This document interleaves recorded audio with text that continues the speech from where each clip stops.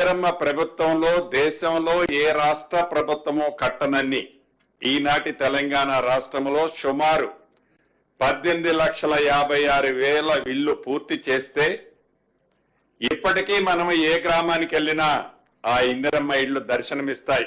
ఏ గూడానికి వెళ్ళినా, ఏ తండాలకు వెళ్ళినా, ఎంత మారుమూల అడవిలో ఉన్న ప్రాంతానికి వెళ్ళినా ఇందిరమ్మ ఇళ్లు దర్శనమిస్తాయి.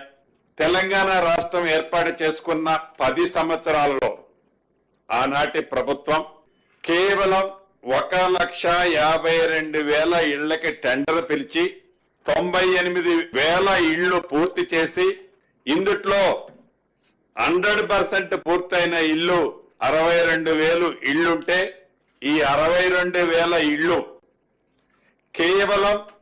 కేవలం ఆ పార్టీకి సంబంధించిన వారికి వారి తొత్తులకే ఇచ్చుకొని నిరుపేదలని ఆనాటి ప్రభుత్వం విస్మరించింది. ఈ ఇందిరమ్మ రాజ్యం వచ్చిన తర్వాత గౌరవ ముఖ్యమంత్రి రేవంత్ రెడ్డి గారి నాయకత్వంలోని మన ప్రభుత్వం ఏవైతే అసంపూర్తిగా మిగిలిపోయిన 35,36,000 ఇళ్లని పూర్తి చేస్తూ యుద్ధ ప్రాతిపదిక మీద ఇప్పుడే హైదరాబాద్ కలెక్టరేట్ లో నేను పొన్నం ప్రభాకర్ గారు జూబ్లీ హిల్స్ కాన్స్టిట్యున్సీ ముషీరాబాద్ కాన్స్టిట్యున్సీలో 84 ఇళ్లు పట్టాలు ఇచ్చి వచ్చాం, డిస్ట్రిబ్యూట్ చేసి వచ్చాం బెనిఫిషరీస్ కి. వాళ్ళ ఆనందానికి అద్దులు లేవు.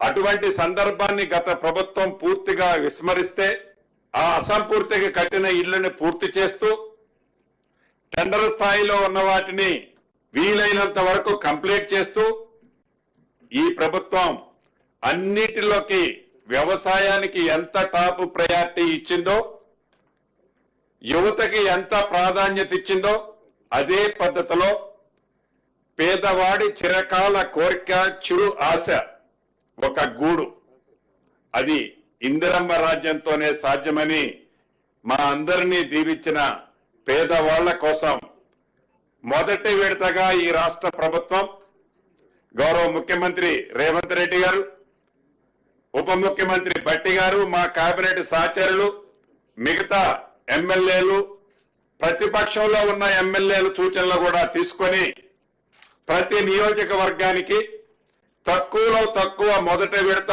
3,500 ఇళ్లు ఇస్తూ ప్రతి ఇంటికి 5 లక్షల రూపాయలు ఇస్తూ అది 4 విడతలతో ఇచ్చే కార్యక్రమాన్ని చేపట్టి మన ఇందిరమ్మ రాజ్యంలోని గౌరవ ముఖ్యమంత్రి రేవంత్ రెడ్డి గారి నాయకత్వంలోని మన ప్రభుత్వానికి ఒక క్లారిటీ ఉంది. పేదవాళ్లలో బహు పేదవాళ్లకే ఈ స్కీమ్ వర్తించుద్ది.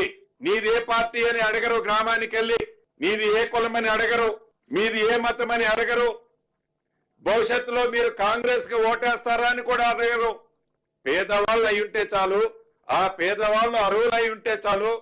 అది సంఖ్య ఎంత అన్నది ముఖ్యం కాదు. ఈ ప్రభుత్వానికి 4,50,000తో మొదలెడుతున్న ఈ కార్యక్రమం దేశంలోనే ఈ రాబోయే సంవత్సరాలలో మొట్టమొదటి స్థానంలో తెలంగాణ రాష్ట్రంలోనే అత్యధిక ఇళ్లు కట్టిన రాష్ట్రంగా ఉండే విధంగా ఏదైతే ఈ పేమెంట్ ఉందో ఫౌండేషన్ కంప్లీట్ చేయడంతోనే 1,00,000 రూపాయలు ఇవ్వటం జరుగుద్ది.